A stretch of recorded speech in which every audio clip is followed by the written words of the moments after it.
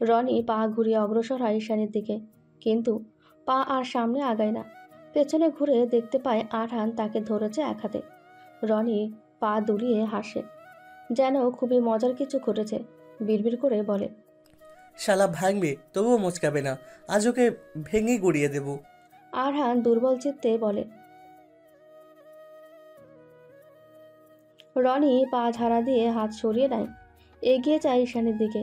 তৎক্ষণাৎ একটা মরিচে ধরা রড ঘূর্ণি খেয়ে এসে ধাক্কা মারে ঈশানীর পাশে দাঁড়ানো লোকটার হাতে। তার হাত থেকে বন্দুকটা ছিটকে মেঝেতে পড়ে যায় ধাতব ধ্বনিতে। আরহানের পাশে দুজন বিশালদেহী লোক তেড়ে আসে। আরহান দুপা দিয়ে দুজনকে লাথি দেয়। সাময়িকভাবে তারা ছিটকে পড়লেও তেড়ে আসে আরহানকে ধরতে। আরহান দুহাতে শক্ত করে ধরে রাখে। রনি এগিয়ে আসে আরহানের দিকে, আরহানের গলা চেপে ধরে বলে। আরহান থুতু মারে রনির মুখে, তারপর ক্রোধে চিল্লিয়ে বলে, রনি, কসম আল্লাহর, ওকে স্পর্শ করলে তোদের জান নিতেও দুবার ভাববো না। ওকে স্পর্শ করবি না, ওকে ছেড়ে দে। তোর আমার হিসেব আছে, আমার সাথে মিটিয়ে নে। রনি ক্ষোভে আরহানের নাক বরাবর ঘুষি মারে, আরও কয়েকটা ঘুষি। লাথি দিয়ে আবার যায় ঈশানীর কাছে। এতক্ষণে আরহানের অবস্থা করুন, সে ঝুঁকে পড়েছে। পাশের দুটো লোকের সাহায্যে দাঁড়িয়ে আছে শুধু। রনি এগিয়ে যায়, গিয়ে একটানে ওড়না কেড়ে নেয় ঈশানীর। ঈশানী ডুকরে কেঁদে ওঠে। আরহান নিভু নিভু চোখে দেখছে। রনি যে ঈশানীর গায়ে স্পর্শ করতে যায়, আরহানের শরীরে যেন অসুরের শক্তি ভর করে। সে দুটো লোককে ঝাটকা দিয়ে সরিয়ে দৌড়ে যায় রনির কাছে। রনির ঘাড় বরাবর লাথি দিলে সে মুখ থুবড়ে পড়ে। এলোপাথারি মারতে থাকে রনিকে। পেছন থেকে দুজন লোক এসে ধরে আরহানকে। তারা ছাড়াতে ব্যর্থ হয়। আরহান কাজ ছাড়া দিয়ে ওদের সরিয়ে দেয়। আরহান পাগলের মতো মারতে থাকে রনিকে, কিন্তু দু তিনটে লোকের সাথে সে পারে না। তার উপর সে জখমী। তারা এসে ছিন্ন করে নিয়ে যায় আরহানকে। তাকে আলাদা করলেও সে সমানে রনিকে গালি ও সাবধান বাণী দিয়ে যাচ্ছে। এদিকে রনি উঠে দাঁড়ায়, মুখের রক্ত থুতুর সাথে ফেলে দিয়ে ক্ষিপ্ত নজরে তাকায় আরহানের দিকে। এগিয়ে গিয়ে আরহানকে আবার এলোপাতাড়ি মারতে থাকে। ভেসে আসে ঈশানীর ক্রন্দনরত চিৎকার, আর্তনাদ, আকুতি। নিমেষেই বন্ধ রুম হয়ে ওঠে যেন কোনো জাহান্নাম। রনি পৈশাচিক আনন্দ নিয়ে মারতে থাকে আরহানকে, কিন্তু রুমটা হঠাৎ থমথমে হয়ে যায়। বিকট একটি শব্দে রনির দলবল নিশ্চুপ হয়ে চমকে ওঠে। একে একে সব লোক পড়ে যেতে থাকে, কেউ বুঝে ওঠার আগে। গুলির নিঃশব্দ শব্দ যেন বাতাস ছিঁড়ে এগিয়ে আসে। রনি ঘুরে তাকিয়ে দেখে দু তিনজন, পাঁচজন, মুখে মুখোশ, গায়ে কালো ট্যাকটিক্যাল পোশাক, হাতে সাইলেন্সার লাগানো সাবমেশিন গান, স্পেশাল ফোর্স। রনি তাকিয়ে দেখে, কিন্তু তার মুখে ভয় বিচলিত, আতঙ্ক অথবা বিস্ময় কিছুই নেই। বরং আরহানের দিকে তাকিয়ে অদ্ভুতভাবে হাসে সে। তার পাশে দুজন লোকের হাতে গুলি লেগে মাটিতে লুটিয়ে পড়েছে। ঈশানীর পাশের লোকটা স্পেশাল ফোর্সের হাতে বন্দি। ইয়াসিনও উঠে এসেছে। সে ঈশানীর হাত পা খুলে দিচ্ছে চেয়ার থেকে। ঈশানী যেন এক আশার আলো পেল। স্পেশাল ফোর্সের একজন লোক সতর্কবাণী হিসেবে ছুড়ল, নিজেকে আত্মসমর্পণ করুন। রনি শিকদার না হলে কিন্তু আমাদের গুলি করার পারমিশন আছে। রনি তাকায় অফিসারের দিকে, বিশ্রীভাবে হেসে বলে, গুলি করবেন স্যার, করেন। আমি রনি সিকদার, মৃত্যুর ভয় পাই না, তবে মরণের আগে আমার কাজ শেষ করতে দিলেন না, এটা নিয়ে কিন্তু আমি কষ্ট পেয়েছি। অভিনয় করে মুখ ছোট করে ফেলল। আরহান তখনও মাটিতে লুটানো। সে উঠে ঈশানীর কাছে যেতে নিলেই রনি পা দিয়ে ফেলে দেয় তাকে। তারপর আরহানের মাথায় বন্দুক ঠেকিয়ে আবার হিংস্রভাবে বলে, আমি যদি আজ নিজে মরি তবে মরলাম, কিন্তু ওদের মৃত্যু নিশ্চিত করে তবেই মরবো। এখন স্যার আপনারা ভাবেন, একজন মরবে না দুজন মরবে? ঈশানী চিৎকার করে উঠে দৌড়ে আসতে চায় আরহানের কাছে, কিন্তু দীর্ঘক্ষণ চেয়ারের হাতে বাঁধা থাকায় তার হাত পা ঝিমিয়ে গেছে। তৎক্ষণাৎ বল না পেয়ে পড়ে গেল সে। ঈশানী দৌড়াতে চায়, কিন্তু শরীর আর সাড়া দেয় না। চোখ দিয়ে নেমে আসে নিঃশব্দ কান্না, ঠোঁট কাঁপে। রনি ঈশানীকে দেখে বলল, এক পা এগোবি তোর নাগরের খুলি উড়িয়ে দেব। ঈশানী ওখানে বসেই কাঁদতে থাকে। ফোর্সের লোক রনিকে বলে, আইন নিজের হাতে তুলে নেবেন না, আপনি আত্মসমর্পণ করুন, আপনার শক্তি কম হবে। রনি হাসল, বিশ্রীভাবে পৈশাচিক হাসি হাসল। কিছু বলতে নেওয়ার আগেই আরহান আঘাত করল তাকে। মুখ থুবড়ে পড়ে গেল রনি। আরহান দৌড়ে যায় ঈশানীর কাছে। ঈশানীকে জড়িয়ে ধরে, যেন তার আত্মায় রুহু ফিরে এসেছে। ঈশানী আরহানকে জড়িয়ে ধরে হাউমাউ করে কেঁদে দেয়, প্রতিটি ক্ষতে চুমু বসায়। ওদিকে রনি পড়ে যাওয়ার সাথে ফোর্সের লোক তাকে ধরে ফেলে, কিন্তু রনি তাদের ধাক্কা দিয়ে বেরিয়ে যায়। তার পিছনে ফোর্সের লোকেরা। পুরো বিল্ডিং জুড়ে চমচমিয়ে ওঠে বুটের ঠকঠক শব্দ। আরহানের অবস্থা নাজুক। রনি ও তার লোকেরা তাকে পিটিয়েছে বেধড়ক। তার শরীরের প্রতিটি অংশ ক্ষতে ভরা। ঈশানী কেঁদে ফেলল আরহানের এই অবস্থা দেখে। আরহানকে জড়িয়ে ধরে চুমুতে ভরিয়ে দিল। প্রতিটি ক্ষতে চুমু দিয়ে যেন সেসব ব্যথা শুষে নেওয়ার প্রয়াস চালাচ্ছে। আরহান নির্জীব হয়ে দেখে যাচ্ছে ঈশানীর পাগলামি। কক্ষে আরহান, ঈশানী ছাড়া উপস্থিত ছিল ইয়াসিন। বাকি ফোর্সের লোকেরা রনিকে ধরতে পিছু নিয়েছে। ইয়াসিন এগিয়ে গিয়ে বলল, ভাই, আমাদের এবার বেরিয়ে পড়া উচিত। এখনো বিপদমুক্ত নন আপনারা। ঈশানীর দিকে তাকিয়ে আবার বলে, ঈশানী, ওঠো, ভাইকে তুলতে সাহায্য করি, তুমিও দুর্বল। আরহানের দুহাত ঈশানী ও ইয়াসিনের দু কাঁধে ভর দিয়ে উঠে দাঁড়ায়। পায়ের হাঁটু ও গোড়ালিতে মেরে জায়গাগুলো ভালো জখম করেছে। প্যান্ট ছিঁড়ে রক্ত বেরোচ্ছে, থেতলে গেছে জায়গাগুলো। রুম থেকে বের হয়ে কিছুদূর যাওয়ার পর আরহান ইয়াসিনকে বলে, তুমি একটু গিয়ে দেখো রনিকে ধরতে পেরেছে কিনা, আর গাড়িটাও বের করো। এখান থেকে বের হয়ে আমরা রওনা দেব। ইয়াসিন ইতস্তত করে বলল, ভাই, ঈশানী তো একা আপনাকে নিয়ে যেতে পারবে না। আমি নিচে নিয়ে যাই, পরে দেখছি। আরহান শুনল না, জোর দিয়ে বলল, আমি যেতে পারবো, তুমি ওদিকটা দেখো। এখান থেকে যত দ্রুত সম্ভব বেরোতে হবে আমাদের।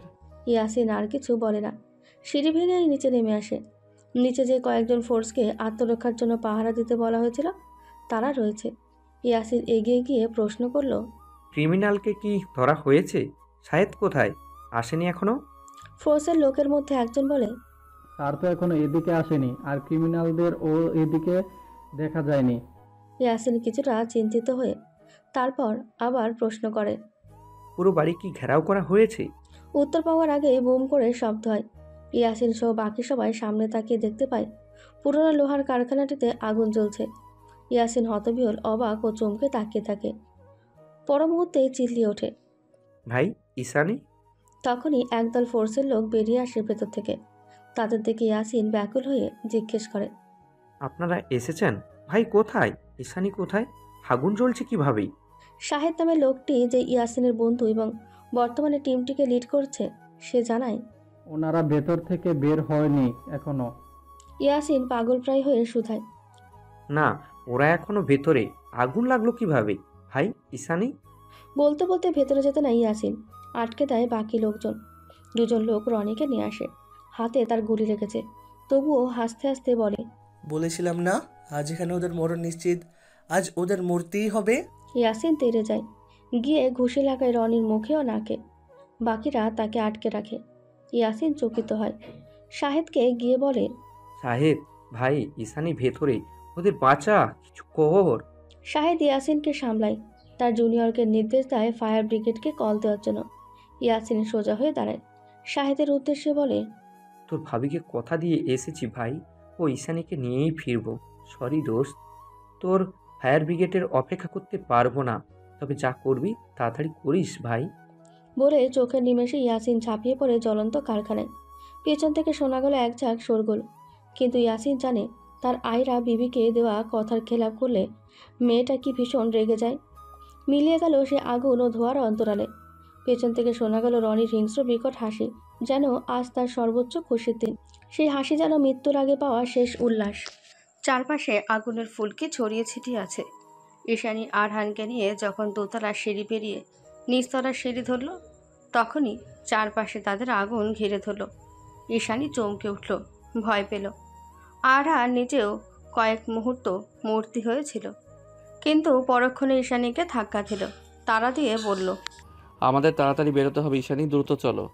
ঈশানীও সদ্বিদ ফিরে পেল, কিন্তু তার ছোট্ট শরীরে আরহানের ভারী শরীর বোঝা হয়, যেটা নিয়ে তাড়াতাড়ি চলাফেরা করা মুশকিল। আরহান বোধহয় বুঝলো ব্যাপারটা, নিজের শরীরের ভার কিছুটা আলগা করলো। নিজে থেকে চলতে চাইলে পা দুটো সায় দিল না, হাঁটু ভেঙে পড়ল। ঈশানী তৎক্ষণাৎ ধরার চেষ্টা করলো, ঠোঁট ভেঙে কান্না করে দিল, কারণ এতক্ষণে আগুনের মাত্রা আরও বেড়ে আছে। শরীরে তাপ লাগছে, নিঃশ্বাস বন্ধ হয়ে আসছে। আরহান ঈশানীর ব্যাকুলতা বুঝলো বোধহয়। সে ঈশানীর হাত চেপে ধরল। ঈশানী ঠোঁটের কিনারায় চুমু সাহস দিয়ে বলল, সাহস হারিয়ে ফেলো না বউ, আমাদের বের হতেই হবে। তোমার এখনো আমার বাচ্চার মা হওয়ার ঝুঁকি, বুঝেছ? আমাকে টেনে তোলো একটু। ঈশানী নীরবে অশ্রু ফেলে টেনে ধরল আরহানকে। নিচে নেমে আসছে, কিন্তু চারপাশে সব যেন পুড়ে ভেঙে ভেঙে পড়ছে। ঈশানীদের রাস্তায় একটি কাঠের টুকরো ভেঙে এসে পড়ে আটকে দিল। ঈশানী ভয়ে চিল্লিয়ে উঠল, একটুর জন্য গায়ে পড়েনি। আরহান ঈশানীকে এক হাতে আগলে নিয়ে সাইড দিয়ে নিচে নামলো। নিচতলায় এসে আটকে গেল। মূলত আগুন লেগেছে নিচতলায়, সেখান থেকে পুরো বিল্ডিং ছড়িয়ে পড়েছে। এখানে আগুনের তাপ এত বেশি যে চোখে দেখা মুশকিল, আর ধোঁয়ায় নিঃশ্বাস নেওয়া যাচ্ছে না।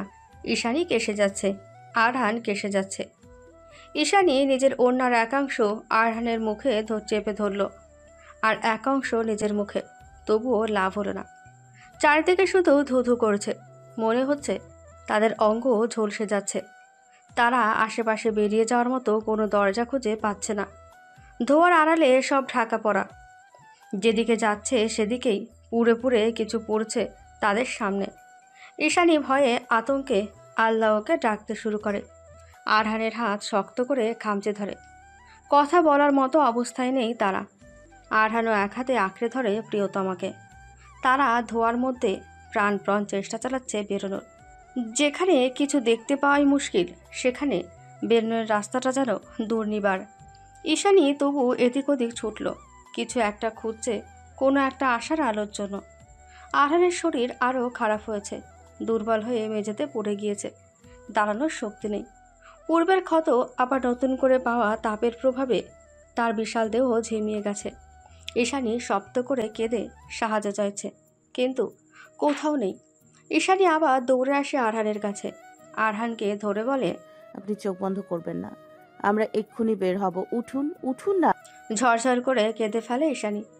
আরহানের শরীর ঝাঁকিয়ে যাচ্ছে আর আহাজারি করে যাচ্ছে। আল্লাহ বোধহয় মায়া করল ঈশানীর উপর। ফেরেস্তা হয়ে আওয়াজ পেল ইয়াসিনের। ডেকে যাচ্ছে সে। ভাই, ঈশানী, কোথায় তোমরা ভাই? ঈশানী দ্রুত উঠে দাঁড়ালো। তাড়াহুড়োই হাতে এসে লাগলো একটা পোড়া কাঠের টুকরো। ঝলসে গেছে যেন জায়গাটা, এমনভাবে জ্বলে উঠল। ব্যথায় আহা করে চোখ মুখ খিচিয়ে নিল, কিন্তু পাত্তা দিল না। ইয়াসিনের জন্য সেও কথা ছুড়ল। ভাইয়া আমরা এদিকে, ভাইয়া বাঁচান আমাদের। ইয়াসিনের কণ্ঠস্বর এলো। ঈশানী, কোথায় আছো? দেখতে পাচ্ছি না তোমাদের, কথা বলো। আগুনেরা দাউ দাউ করে জ্বলছে। ধোঁয়া সব কুণ্ডলি পাকিয়ে আছে চারদিকে। চারদিকে সব ধোঁয়া দ্বারা আবৃত। কিচ্ছু দেখার উপায় নেই। তবু শুধুমাত্র কণ্ঠস্বর অনুসরণ করে এগিয়ে আসলো ইয়াসিন। আরহানকে পেল মেঝেতে। ঈশানীর অবস্থা শোচনীয়। ঈশানী ইয়াসিনকে দেখে যেন জানে পানি পেল। ইয়াসিনকে তখন তার ফেরেস্তা মনে হয়েছে। দৌড়ে গিয়ে বলে, ভাইয়া উনি অসুস্থ হয়ে পড়েছে, ওনাকে ধরুন প্লিজ, ওনাকে ধরুন। ইয়াসিন দৌড়ে যায় সেদিকটায়। আরহানকে কাঁধে তুলে নেয়, এক হাতে ঈশানীর হাত ধরে বেরোনোর জন্য। কিন্তু আগুন কমার বদলে আরও বাড়তে থাকে। যে রাস্তা দিয়ে ইয়াসিন এসেছে সেই রাস্তায় পড়ে আছে বিশাল বড় একটা কাঠের দরজার অংশবিশেষ। যাওয়ার রাস্তা আর পেল না। তবুও তারা সেদিকে যাওয়ার চেষ্টা করলো। আগুনের তাপে তাদের শরীর পুড়ে যাচ্ছে।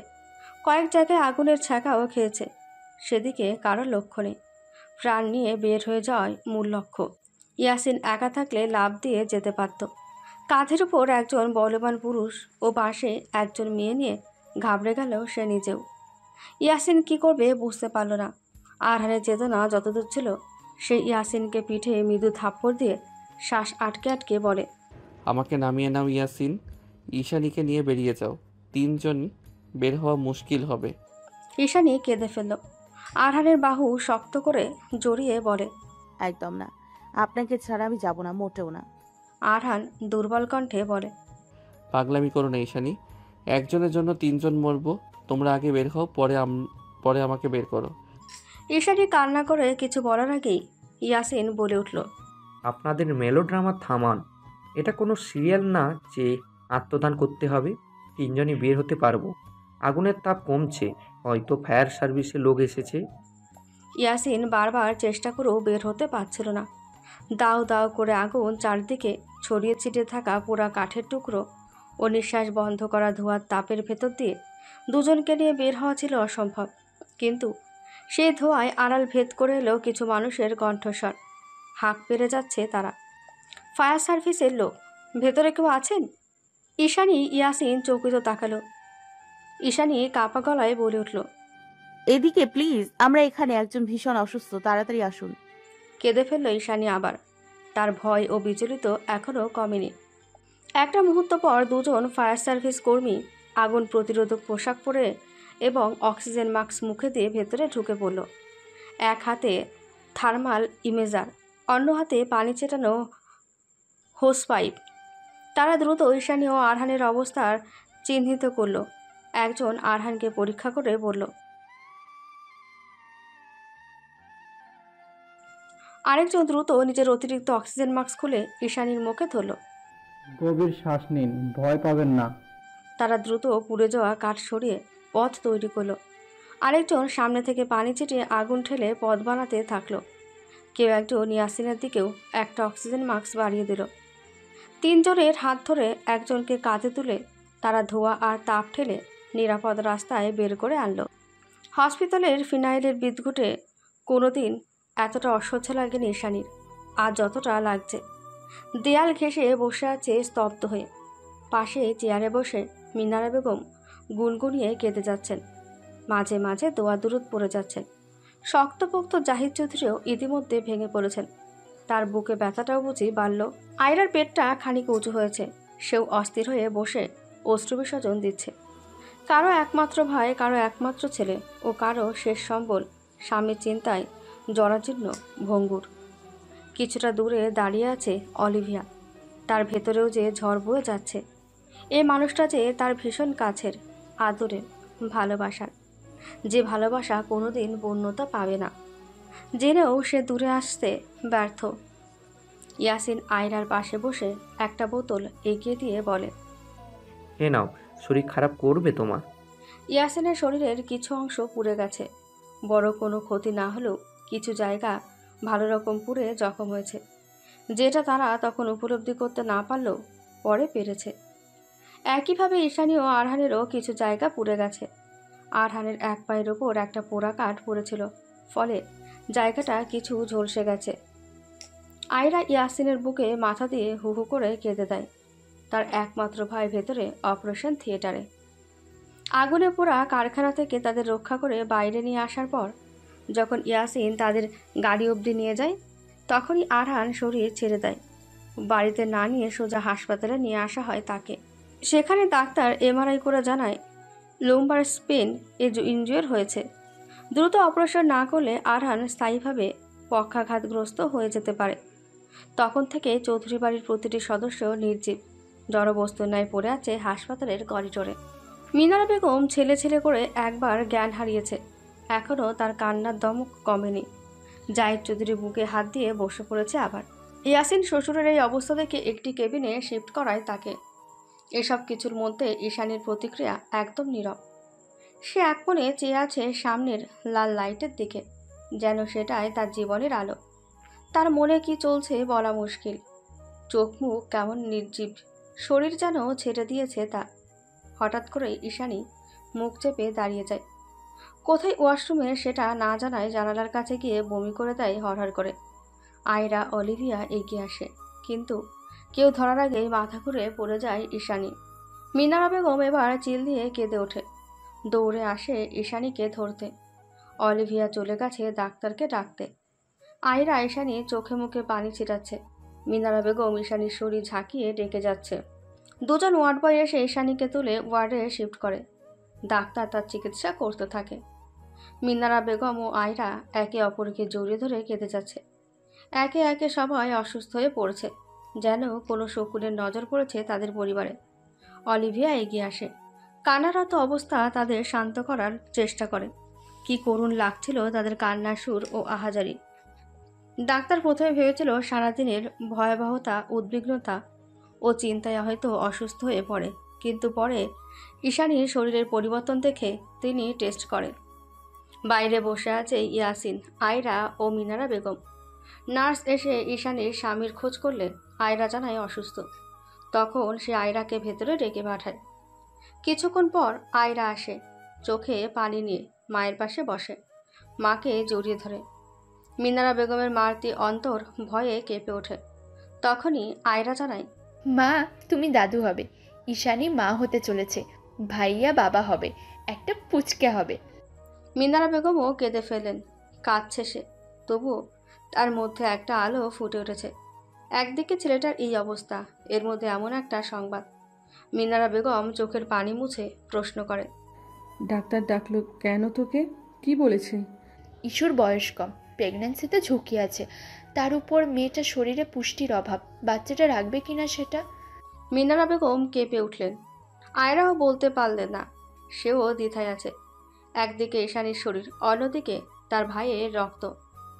আর সিদ্ধান্ত নেওয়ার একমাত্র অধিকার যাদের, তারা দুজনেই অচেতন। অলিভিয়া বুকের ভেতর এক অসহনীয় যন্ত্রণা অনুভব করলো।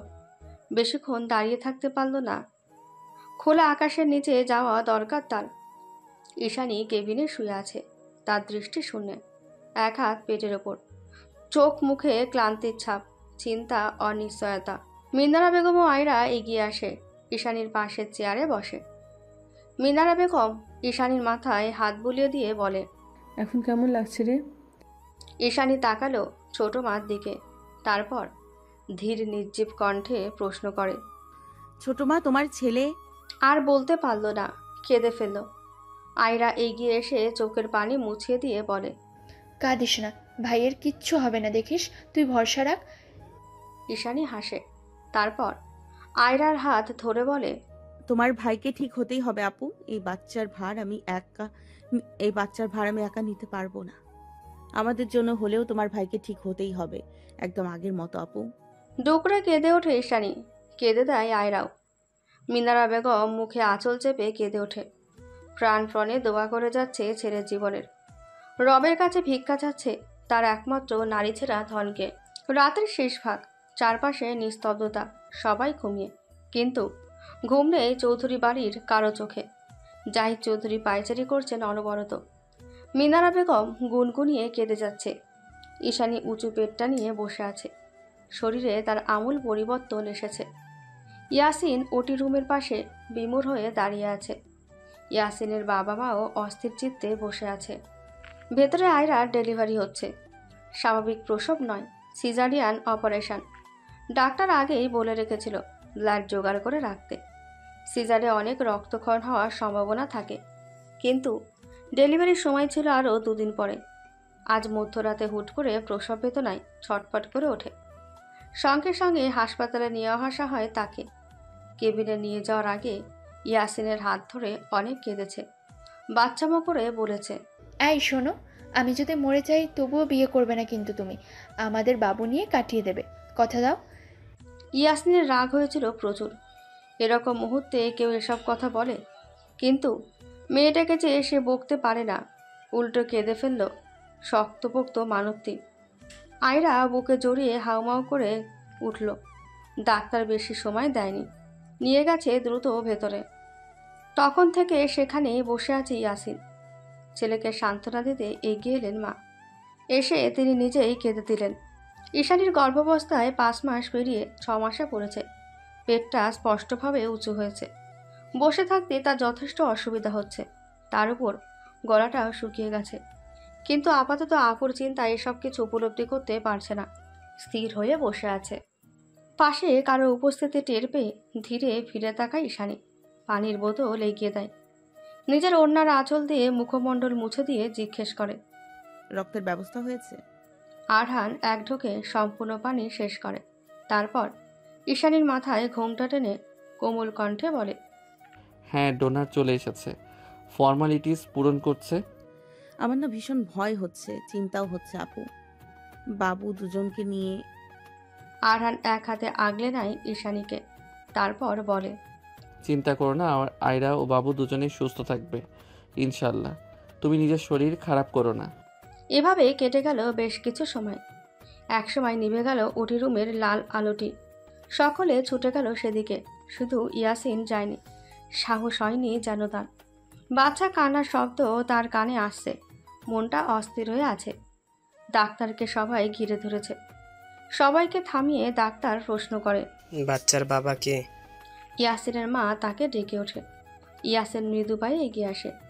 বাচ্চাটিকে এক পলক দেখেই যেন হৃদয় শান্ত হয়ে এলো। চোখ ভিজে উঠল ভালোবাসায়। তবু কোলে নিল না, উল্টো প্রশ্ন করল। আমার স্ত্রী ও ঠিক আছে? ডাক্তার হেসে জানায়, আপনার স্ত্রী ও বাচ্চা দুজনেই সুস্থ আছেন। আপনার একজন কন্যা সন্তান হয়েছে। ইয়াসিন চোখ বন্ধ করে আলহামদুলিল্লাহ বলে, তারপর হাত বাড়িয়ে নেয়। ডাক্তার বাচ্চাটিকে দিয়ে চলে যায়। নাজুক ছোট্ট প্রাণটাকে কোলে তুলতে ইয়াসিনের হাত কেঁপে ওঠে। কাঁপা কাঁপা হাতে কোলে তুলে নেয়, বিড়বিড় করে বলে, আমার মা, আমার রক্ত, আমার রাজকন্যা। তারপর হিড়িক পড়ে যায় কে আগে বাচ্চাটিকে নেবে। ঈশানী তো কেঁদেই দেয়, ঠোঁট উল্টে বলে, আমাকে দাও না, আমি একটু নিই। সবাই হেসে দেয়। চৌধুরী বাড়ি যেন আবার সেজে উঠেছিল আনন্দে। ঝলমল করছিল বাড়ির প্রতিটি মানুষের চেহারা। আয়রার মেয়ে হওয়ার আজ 3 দিন। আজ তাকে হসপিটাল থেকে রিলিজ করা হবে। মিনারা বেগমের অনেক ইচ্ছে ছিল মেয়ে ও নাতনিকে চৌধুরী বাড়ি নিয়ে যাবেন, কিন্তু মেয়ে শ্বশুরবাড়ি থেকে মানছে না। তাদের প্রথম নাতি অবশ্যই তাদের বাড়ি যাবে। মিনারা বেগমের একটু মন খারাপ এটা নিয়ে। জাহিদ চৌধুরী মিনারা বেগমকে নিয়ে বেরিয়ে পড়েছেন। বাসায় ঈশানী একা। আরহান আয়রার সাথে গিয়েছে ওকে পৌঁছে দিতে। প্রেগনেন্সির শুরু থেকে ঈশানীর মধ্যে অনেক পরিবর্তন এসেছে। এই যেমন খিটখিটে হয়ে যাওয়া, কাজে অবসাদগ্রস্ত, যখন তখন মাথা ব্যথা, কোমর ব্যথা সহ নানা রকম সমস্যার ভুক্তভোগী সে। আরহান সেই সকালে বের হয়েছে হসপিটালের উদ্দেশ্যে, এখনও আসেনি। এটা নিয়েও তার মেজাজ খিটখিটে লাগছে। সে বিছানা হাতড়ে ফোনটা হাতে নিল। পরিচিত নম্বরে ডায়াল করে অপেক্ষা করলো রিসিভ হওয়ার জন্য। 2বার রিং বাজতেই কল রিসিভ হলো। কিছু না বলে ঈশানী কেঁদে দিল। সে যে কান্না নয়, একদম মরা কান্না জুড়ে দিয়েছে। আরহান কিছুটা ঘাবড়ে গেল। ব্যতিব্যস্ত হয়ে জিজ্ঞেস করলো, এই কি হয়েছে? কান্না করছো কেন? পেটে ব্যথা করছে? মা কোথায়? কান্না করে না বউটা আমার? একসাথে এতগুলো প্রশ্ন শুনে ঈশানী আরও কেঁদে দিল। আরহান কিছুই বুঝে না। ভাবল একবার কল কেটে দিয়ে মাকে কল দেবে, কিন্তু পর মুহূর্তে ঈশানীর কান্নার কাছে হার মেনে আবার অস্থির হয়ে বলল, শোনা বউটা কাঁদে না? কি হয়েছে বলো? তুমি এভাবে কাঁদলে তো আমি ড্রাইভিংয়ে মনোযোগ দিতে পারছি না। ঈশানী হুট করে চুপ হয়ে গেল। তারপর ঝাঁঝালো কণ্ঠে বলে উঠল, আপনি ড্রাইভিং করতে করতে ফোন রিসিভ করেছেন কেন? কয়েক মাস আগে এত বড় বিপদের মুখ থেকে ফিরে এসেছেন, ভাল লাগছে না? আমাকে কষ্ট দিতে খুব ভাল লাগছে, তাই না? আরহান হতভম্ব হয়ে গেল। কিছু বলবে তার আগে ঈশানী আবার রুক্ষ কণ্ঠে ঝাড়ি দিয়ে বলে, এখনো কল কাটেননি কেন? আপনি মানুষটা খুব বাজে, আপনার সাথে আমি কথাই বলবো না। বলেই খট করে কল কেটে দেয়। আরহান ড্রাইভিংয়ে মনোযোগ দেয়। ঈশানী গর্ভবতী হওয়ার পর থেকে এসব নর্মাল হয়ে গেছে তার, কিন্তু তবুও কিছু বলতে পারে না। তার সন্তান গর্ভে নিয়ে বেড়াচ্ছে মেয়েটা। নিজের কত শখ স্বপ্ন বিসর্জন দিয়েছে। এই যেমন প্রেগনেন্ট অবস্থায় ভর্তি পরীক্ষা দিয়ে ঢাকা বিশ্ববিদ্যালয়ে ইংরেজি বিষয়ে পড়ার সুযোগ হয়েছিল, কিন্তু বাচ্চার কথা ভেবে সেই সেশন ড্রপ দেয়। এছাড়াও কত কি খেতে পায় না, কত আগে জামা পরতে পারে না। এরকম বলা না বলা অনেক আত্মত্যাগ দিতে হয় একটা মেয়ের মা হতে গেলে। সেখানে মেয়ের সাধারণ মুসলিম আহ্লাদ সহ্য করা পুরুষের জন্য গর্বেরও দায়িত্ব। তাই তো আরহান খুশি মনে সব শোনে ও ঈশানীকে আগলে রাখে। ঈশানী কল কেটে দিয়ে থম মেরে বসে রয়েছে। ফিরে গেছে আজ থেকে 4 মাস আগে, যখন আরহান ছিল হাসপাতালের বেডে, আর ঈশানী খোঁজ পেয়েছিল তার ভেতরে নতুন প্রাণ।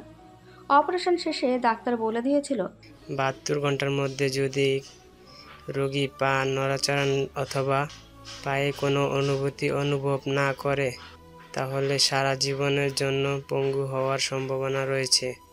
কথা শুনে মিনারা বেগম আর এক দফা কেঁদে অজ্ঞান হয়েছিল। জাহিদ চৌধুরী মিনি স্ট্রোক করেছিল, আর ঈশানী সে যেন পাথরের রূপান্তর হয়েছিল। তার গর্ভের সন্তানকেও তার বিষ লাগতে শুরু করে। আয়রা, ইয়াসিন ও অলিভিয়া সেই সময়টা কিভাবে সামলাচ্ছে আল্লাহর কাছে শুকরিয়া। কিন্তু আল্লাহ তাআলা মুখ ফেরায়নি। আরহানকে কেবিনে শিফট করা হলে 48 ঘন্টা পর তার পা নড়ে ওঠে হালকা। তখন তার কেবিনে মাথার কাছে বসেছিল মিনারা বেগম। ছেলেকে চোখ মেরে তাকাতে দেখে এবং পায়ের পাতার মুভমেন্ট দেখে সে চিল্লে স্বামীকে ডাকে। তারপর জাহিদ চৌধুরী ডাক্তারকে ডেকে আনে। ডাক্তার রিপোর্ট ও পর্যবেক্ষণ করে জানায় আরহান ঝুঁকিমুক্ত, তবে অবশ্যই 2 মাস ফুল বেড রেস্টের পাশাপাশি পূর্ণাঙ্গ ওষুধ সেবন চালিয়ে যেতে হবে। ডাক্তার নির্দেশনাবলী দিয়ে চলে গেলে আরহান চোখ ঘুরিয়ে পুরো রুম দেখে। কোথাও ঈশানী নেই। সে মৃদু কণ্ঠে জিজ্ঞেস করে, ঈশানী কোথায়? আয়রা আনন্দে আত্মহারা হয়ে কিছু বলতে নিলেও ইয়াসিন আটকে নাই। চোখ দিয়ে ইশারা দিল, থেমে যায় সে। মিনারা বেগম জানায়, ঈশানী অসুস্থ, সেলাইন চলছে ওর। আরহান ব্যস্ত হয়ে পড়ে। ওদিকে ঈশানী ও আরহানের ব্যাপারে শুনে ব্যাকুল হয়। অবশেষে তাদের এক কেবিনে শিফট করা হয়। সকলে বেরিয়ে যায় কেবিন থেকে। সময় যায়, দুজনে চুপ। একসময় নিস্তব্ধ ঘরে ঈশানীর ফুপানোর আওয়াজ আসে। আরহান চোখ বন্ধ করে নেয়। এই মেয়েটাকে তাকে পাগল করবে। আরহান কঠোর হওয়ার চেষ্টা করেও পারে না। হাত বাড়িয়ে দেয় সম্মুখে। ছুটতে বুকে আছড়ে পড়ে ঈশানী। হাউমাউ করে সকল আর্জি করে। আরহান কাঁদতে দেয় ঈশানীকে। নীরবে মাথার উপরে হাত বুলাতে দেয়। বেশ কিছুক্ষণ সময় নিয়ে ঈশানী থামে। আরহান তাকে বলে, শেষ? আরও কিছুক্ষণ কান্না করে শরীরটা খারাপ করো। ঈশানী বুক থেকে ওঠার চেষ্টা করে। আরহান ছাড়ে না। ঈশানী এবার আরহানের কানের কাছে মুখ নেয়। তারপর ফিসফিসিয়ে বলে, কেউ একজন আসছে। আমরা 2 থেকে 3 জন হচ্ছি। ঈশানী কথাটা বলেই ছিটকে সরে আসে। আরহান যেন হতবাক, অবাক। এখনো ভাবছে যা শুনছে সব সত্যি কিনা। অবাক হয়ে থেমে থেমে প্রশ্ন করে, কি বললে আবার বলো। ঈশানী হাসে। কি স্নিগ্ধ ও সুন্দর লাগে সে হাসি। ঠোঁটে হাসি নিয়ে লাজুক হয়ে পেটে হাত দিয়ে বলে, এখানে একটা ছোট্ট প্রাণ। আরহান উঠে পড়ার চেষ্টা করে। ব্যথায় চোখ মুখ কুঁচকে যায়। সে ভুলে গিয়েছিল সে অসুস্থ। ঈশানী ধরপড়িয়ে ধরে। শাসনের সুরে বলে, কি করছেন কি? আপনি এখনো অসুস্থ, উঠছেন কেন? আরহান ঈশানীর কোমর জড়িয়ে ধরে। পেটে মুখ গুজে 2 চুমু খায়। ঈশানী বুঝতে পারে তার কামিজের অংশ ভিজে যাচ্ছে। লোকটা কি কাঁদছে ভেবেই কেঁপে ওঠে ঈশানী। অনেকটা সময় এভাবেই যায়। ঈশানী নড়াচড়া অবধিও করে না। শুনতে পায় আরহানের হৃদয় নিঃসৃত বাক্য, জানো, আমার নিজেকে আজ প্রথমবার অসহায় মনে হচ্ছে। খুব মন চাচ্ছে তোমায় কোলে নিয়ে পুরো দুনিয়া ঘুরতে, কিন্তু আমি যে এখন নিজের পায়ে দাঁড়াতেই অক্ষম। আমি কি ওকে বাবা হওয়ার অনুভূতি থেকে বঞ্চিত করছি বউ? আমি কি খুব খারাপ বাবা হয়ে গেলাম? ঈশানীর চোখে পানি চলে আসলো। সে দ্রুত আরহানের শুকনো ঠোঁটে চুমু খেল। তারপর তার বুকে আতশোয়া হয়ে বলে, আপনি পৃথিবীর শ্রেষ্ঠ বাবা হবেন, দেখবেন বাবু আপনাকে দেখে বলবে আমার বাবা পৃথিবীর সেরা। আপনি সুস্থ হবেন, নিজ পায়ে দাঁড়াবেন। আগের মতো সুস্থ সবল হলে এখানটা পুষিয়ে নিব, এখনকারটা পুষিয়ে নিব। প্রতিদিন বাহির থেকে এসেই আমাদের কোলে নিতে হবে, কোনো ছাড়াছাড়ি নেই। আরহান জড়িয়ে নেয় ঈশানীকে। মেয়েটার মুখে চুমুতে চুমুতে ভরিয়ে দেয়। পেটে চুমু দেয়। তৃপ্তি সহকারে দেখে মেয়েটাকে। রুমে কারোর উপস্থিতি টের পেয়ে ঈশানী অতীত থেকে ফিরে আসে। আরহানকে দেখে সে এখন সাহস পায়। তার একমাত্র বেঁচে থাকার অবলম্বন। আরহানের গায়ে সাদা টি শার্ট ও প্যান্ট। বাইরে থেকে এসে সবার আগে সে হাত মুখ ধুয়ে নেয়। ঈশানী ও বাচ্চাকে নিয়ে সে খুব সেন্সিটিভ। একরত্তি রিস্ক নিতে রাজি না। ওদিকে ঈশানী মুখ ফুলিয়ে রয়েছে। উঠে চলে গেছে ব্যালকনিতে। মুখ ভার করে প্রকৃতি দেখে যাচ্ছে। আরহান রুমে এসে দেখে ঈশানী নেই। পা বাড়ায় ব্যালকনিতে। ম্যাডাম ওখানে দাঁড়িয়ে আছে। আরহান গিয়ে পেছন থেকে জড়িয়ে ধরে ঈশানীকে। সে কোনো সারা শব্দ করে না। আরহান জড়িয়ে ধরে ঈশানীর ঘাড়ে চুমু খায়। ছটফটিয়ে ওঠে ঈশানী। এক বাচ্চার মা হতে যাচ্ছে, তবুও আরহানের স্পর্শে কাবু হয় ঈশানী। নিজেকে সামলাতে পারে না। সমস্ত ভার ছেড়ে দেয় আরহানের ওপর। সেও আগলে নেয়। কোলে তুলে নেয় তার প্রিয়তমাকে। রুমে নিয়ে এসে বসিয়ে দেয় বিছানায়। তারপর বলে, চুলের কি অবস্থা করেছো? সারাদিন আশ্রাওনি নাকি? ঈশানী এতক্ষণে কাবু হয়ে গেছে। মুখের রাগ মিলে গিয়ে সেখানে জায়গা পেয়েছে লাজুকতা। চোয়াল নামিয়েই বলে, আমার আজ রাতে কষ্ট হয়তো। আরহান এগিয়ে গিয়ে তেল চিরুনি নিয়ে এলো। যত্ন করে ঈশানীর মাথায় তেল দিয়ে আঁচড়াতে লাগলো। এমন সময় কল বেজে উঠল। স্ক্রিনে নাম দেখা যাচ্ছে অলিভিয়া। ঈশানী খুব খুশি হয়। আগ্রহ নিয়ে কল রিসিভ করে শুধায়। আপু কেমন আছো তুমি? স্ক্রিনে অলিভিয়ার হাস্যোজ্জ্বল মুখশ্রী ভেসে উঠেছে, গায়ে জড়ানো শীতের পোশাক। সে এখন লন্ডনে বাস করছে। অলিভিয়া ঈশানীর পেছনে আরহানকে দেখে খোঁচা দিয়ে বলে, আমার হ্যান্ডসাম বন্ধুটাকে তুমি একদম পাক্কা বউ পাগল বানিয়ে দিয়েছো। বউয়ের যত্নে বিলীন হচ্ছে বেচারা। ঈশানী লজ্জা পেলেও আরহান পেল না, বরং এটা যেন তার জন্য গর্বের বিষয়। অলিভিয়ার সাথে কুশলাদি বিনিময় করে আরহান তারপর ছোঁ মেরে ফোনটা কেড়ে নেয় ঈশানী। তারপর শুরু হয় ঈশানী আর অলিভিয়ার কথার যুদ্ধ। গর্ভবতী হওয়ার পর ঈশানীর মধ্যে যে পরিবর্তন সবচেয়ে বেশি লক্ষণীয় সেটা হলো মেয়েটার মুখে কথার ফুল ফুটেছে। যাকে পাবে তাকে ধরে যে গল্প শুরু করবে, আর সে সবার নয়। অলিভিয়াও সাথে তাল দেয়। তার মতে এসব গার্লস থিং আরহান নাকি বুঝবে না। ঈশানীর গর্ভাবস্থার 8 মাস চলছে। আলট্রাসোনোগ্রাফিতে বলেছে তাদের একটা ছেলে হবে। আর ছেলেটা এত দুষ্টু, কিছুক্ষণ পরপর শুধু লাথি দেবে, আর না হয় পেটের মধ্যে ফুটবল খেলা শুরু করে। যখন এরকমভাবে নড়েচড়ে ওঠে, ঈশানীর জান যায় যায় অবস্থা হয়। সামনে যা থাকে খামচে ধরে। ছেলেটা পেটের মধ্যে যা যুদ্ধ করে বেরোলো, না জানি কি করবে। আরহান এখনও ফেরেনি।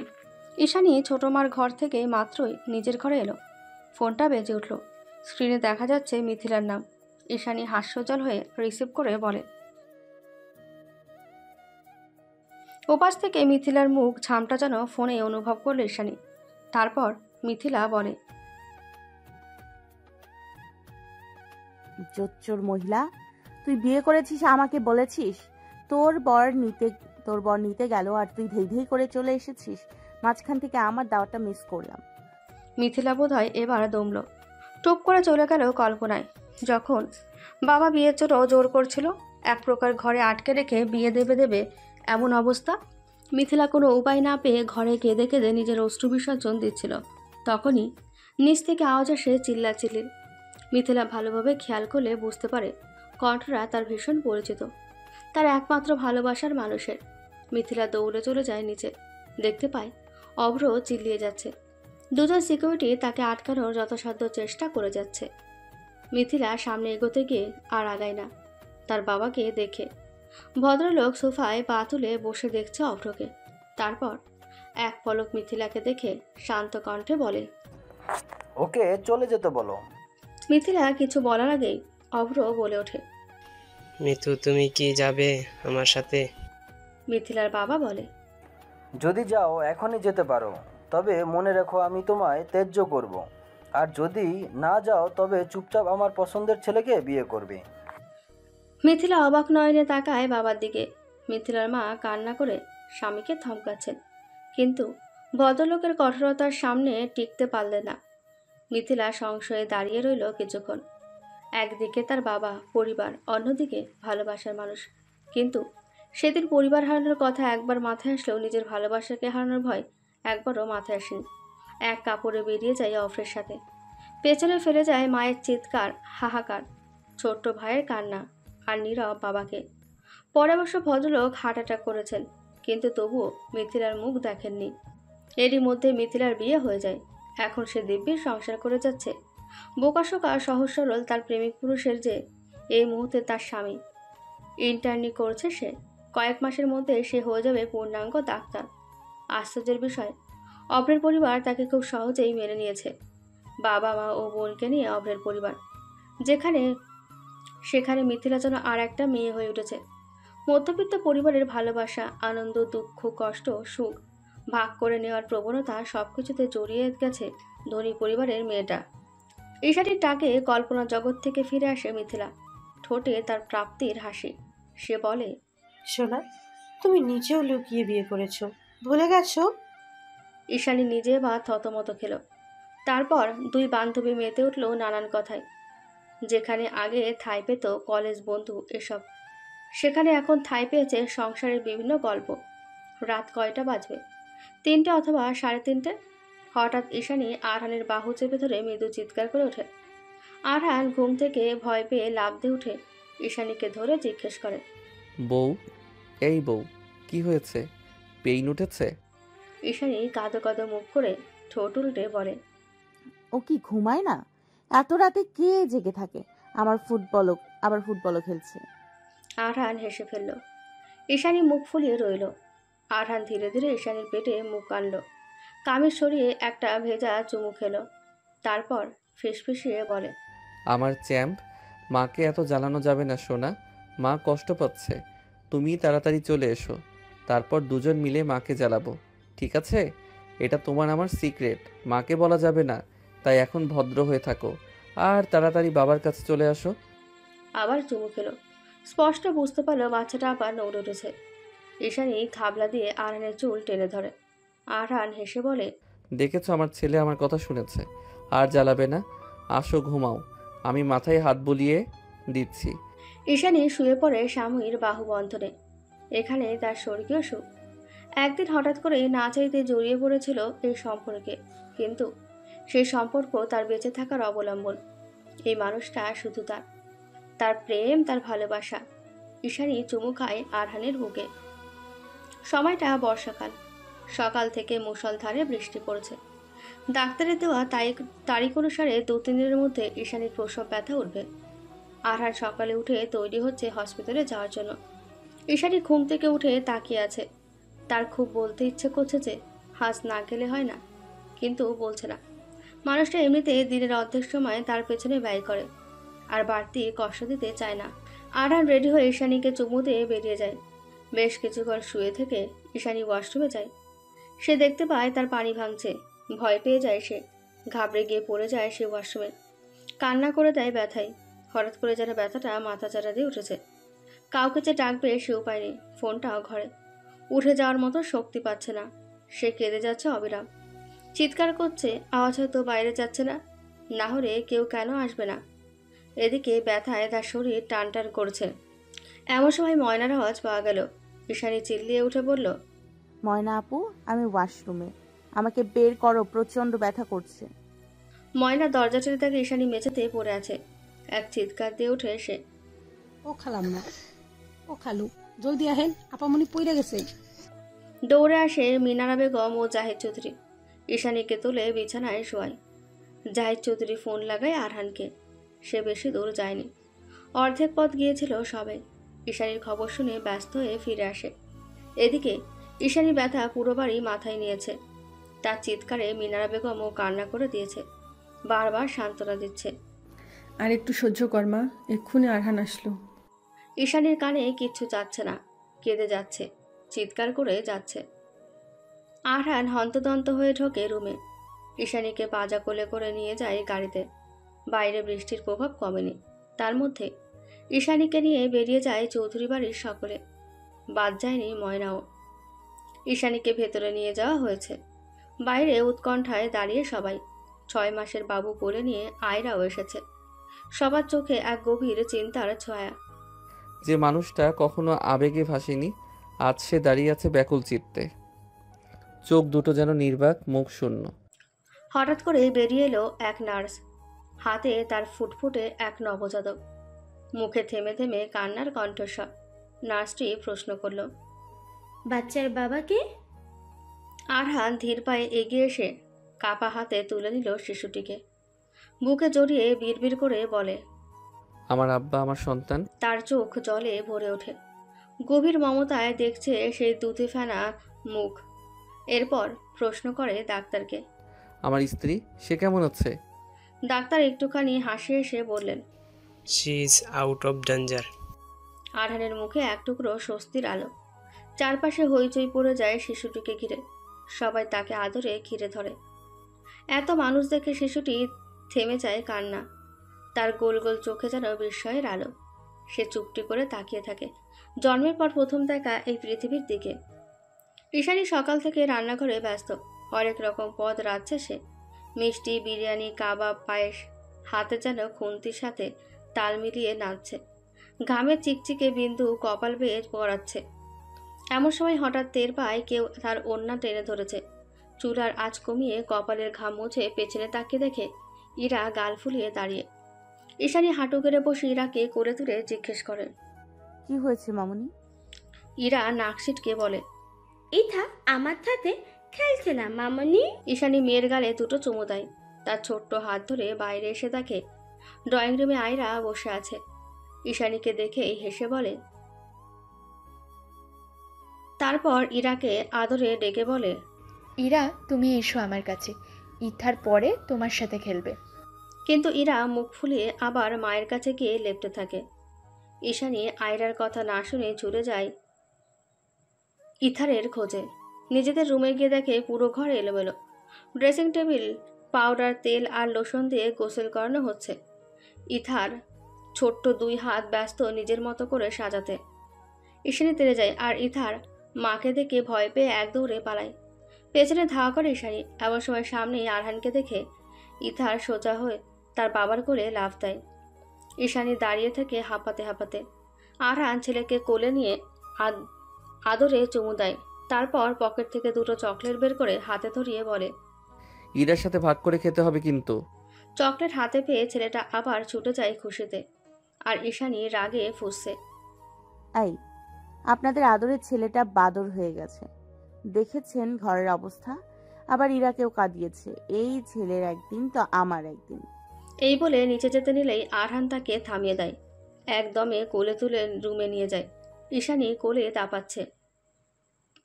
বিছানায় বসিয়ে দেওয়া হয় ঈশানীকে। আশপাশে ছেলেটি তাণ্ডবের চিহ্ন ছড়ানো। ঈশানী একের পর এক অভিযোগ করছে ছেলে আর ছেলের বাবার বিরুদ্ধে। হঠাৎই আরহান তার ঠোঁটে চুমু খায়। গাঢ় নীরব চুম্বন। ফিসফিসিয়ে বলে, একটা ভাই বা বোন পেলে ইথারের দুষ্টামি হয়তো একটু কমবে। আসো, ট্রাই করে দেখি। ঈশানী রাগে কিল মারে তার বুকে। উঠে যেতে গিয়েও আবার ফিরে আসে। চুপি চুপি আরহানের কোলে বসে।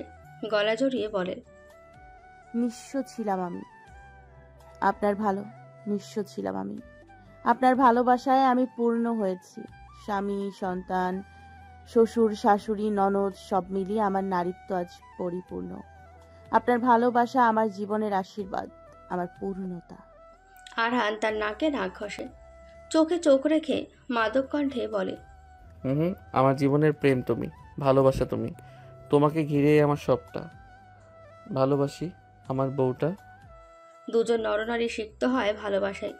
হারিয়ে যায় সেই অদূর অতীতে, যেখান থেকে শুরু হয়েছিল এই গল্প।